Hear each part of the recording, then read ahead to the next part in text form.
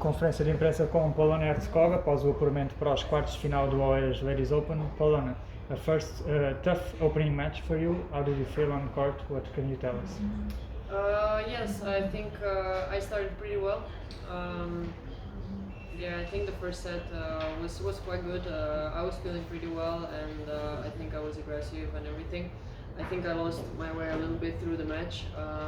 She's a great fighter, and I mean I know she was going to try to push some of her game, but I think I just stopped doing what I was doing in the first set, so that kind of complicated things a little bit. But just happy to get through, to get another chance tomorrow, to try to fix the mistakes from today, and to learn, from everything. It's just always a learning process. Some things you take for positive, and the others you just work on them. Back in Portugal and back in this stadium after I believe 7 years, you played the last WTA in Portugal. Yes. And you actually played pretty well, beating Safarov, I believe, and Yes. losing to Carlos Soares Nadal, Yeah. who went up to win the tournament. What do you remember from that tournament, from that time, and how do you feel yourself here on court in Portugal? I was really excited to come back because I love the venue. I think it's amazing. There are also a lot of courts. We can practice as much as we can. Now with the weather, it's really great, and we love the people as well. The food. We're actually enjoying our time here. Trying to do my best on court, and just. I love it, to be honest. This venue it's actually one of the nicest from the smaller tournaments. You had a bye in the opening round and then a walkover in the second one. Yeah. Of course, it's always good to progress one more round, but do you think you missed that time on court today? Actually, we came here to have as much matches as possible. So yesterday and already the day before we were waiting to play, and I was really excited to play, to get on court, to just to have as much experience as possible before the clay season starts. And it's unfortunate that I didn't play the first match, but today I think I made up for it with the time. You are the first seed of the tournament, and all you won top 100 of the WTA rankings. Is it more pressure to you to win the tournament? As I said, I think I just came here to really have good matches, to try to improve my game. I haven't played a match since Dubai, which was it was not a very good match for me.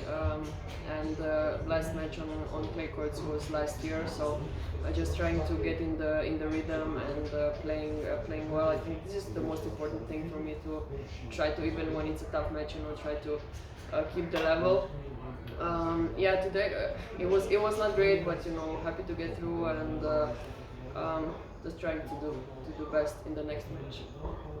What made you come back here this time? Obviously, the calendar this week we have just one WTA 250 in Charleston, but why did you decide to come back to Portugal for this?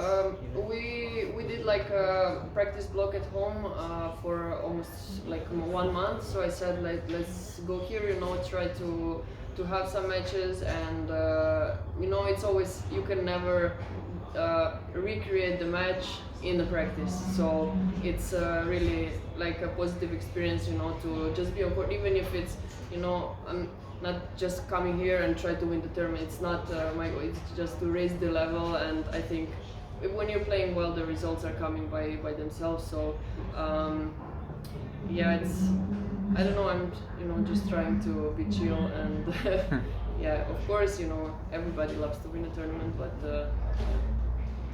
But do you feel that you are the big favorite, the one to beat this week? On the paper, if you look on the paper, yes, but when the players come out on the court every day, it's everybody can win. So you saw today I was like down a lot in the third set 4-1. So anything can happen from there. But I just try to keep calm and just do my things. And if I lost today, it would still be a learning experience. And but definitely it's a very positive experience that there's such a tournament at this time, when you said that there are no tournaments in Europe, and I think it's a really great preparation for Istanbul next week.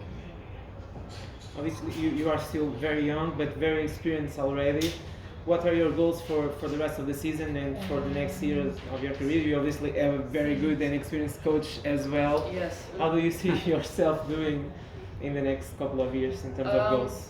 Yeah, I mean, when I was younger, I had like quite a lot of injuries, and I think maybe I didn't do some things well, and now I'm with so many years on tour, I think I'm just more cautious of what is important, and not to get frustrated, and these things sometimes it's not going your way on the court, but you're just trying, okay, next point, before I was getting way more frustrated and dwelling on the past, and now I'm just trying to find a solution, and he's really helping me a lot with the mental part, and also of course the technical part and the tactical. I think like he's for sure one of the best coaches, so I'm really lucky, and we're enjoying our time in court. For sure, sometimes he has to push me, because we always like to. Sometimes, people how we like to stay in comfort zones, and I think he's doing a really good job to push me out of it. In terms of goals for the rest of the season, do you project something in terms of ranking, or it's match by match at the moment? I mean, definitely first goal would be to get back to top 50. I dropped some points from Lugano still 2 years ago, and because it's everything a little bit now strange with the rankings and everything, but main goal, to just maintain the level and to raise it in the bigger tournaments, and actually try to do like a second week of a Grand Slam. That would be the first goal. We're trying really to have the consistency. Of course, there's a lot of work still on the shots, and but I think we did a good job the past month, and now it's time to put it in the matches, which is sometimes it's not just like over the night, it doesn't happen, and but it's a fun process. Definitely, there's always falls and getting up. So I'm just trying to really take it all in and enjoy it. You will face Lucia Bronzetti tomorrow. Do you know her, the Italian player? No, actually, it's news for me, because I didn't really check the draw forward. I just like to go match by match. Of course, a little bit about the sections, but I didn't really. We're still talking about my match today, so I will look into it. Talk with my coach. I'm sure there will be some video or something to see. So we'll do some scouting. You've played pretty much every big tournament in the world. Then you come back to the ITF tour. Here we have no ball kit, for example, in the first rounds. I noticed that you go and pick every ball that drops on court between first and second serve. Is it tough for you to change the chip and be here? Yeah, definitely. It is a little bit different, but you do kind of similar things in practice sometimes. So it's just that it takes way more time. Maybe it's not that fun for the fans or people watching, because it takes way more than it would, and sometimes the rhythm, you miss the first serve to the net and you have to walk all the way back, so if you're missing 3 or 4 first serves in a row, it's just a lot of walking, but just try to close it from it is what it is, and the further you get the ball kits, I guess. Tomorrow, or I'm not sure. Now it's tough times right now with the pandemic, so understandable. All the measures that is, we're trying to, I think, stay healthy, and the most important thing. Just the last one. How do you see the tennis in Slovenia at the moment?